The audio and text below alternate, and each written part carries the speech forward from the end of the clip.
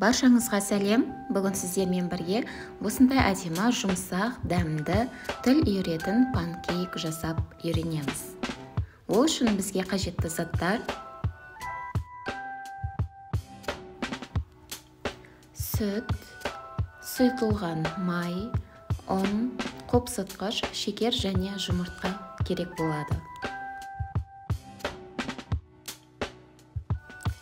Алдымен жұмыртқаның үстіне шекерді қосып, жақсылап араластырып алатын боламыз.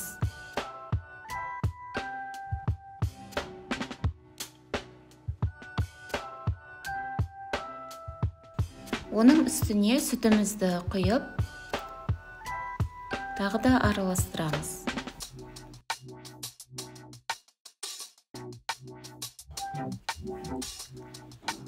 Араластырып болғаннан кейін ұнның үстіне қопсытқышты қосып, оны да осы тестамыздың үстіне салып, жақсылап қоймалы жың блинчиктің тестасына ұқсас болғанша араластырамыз.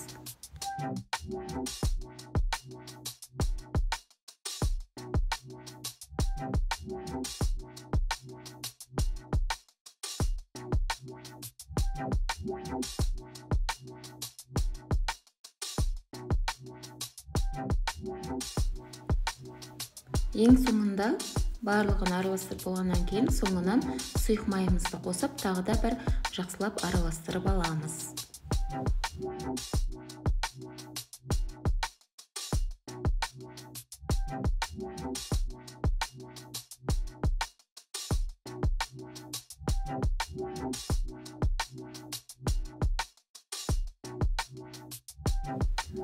Міне біздің тестамыз дайын болып қалды. Енді пісіретін табамызды газға қойып, жақсылап қыздырып аламыз.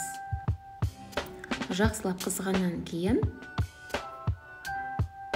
осылай құйып пісіре береміз. Бетіне қарап тұрсаңыздар, осындай көпіршіктер пайда болады. Ол келесі бетіне ауыстыр деген мағынаны білдіреді.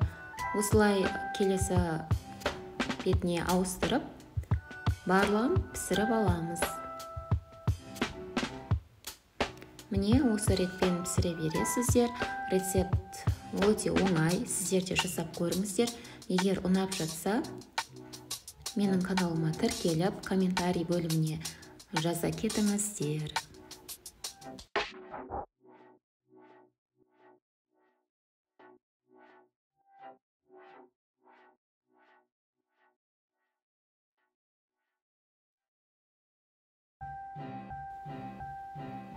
Өте жұмсақ, әрі балалар сүйсініп жейтін болады.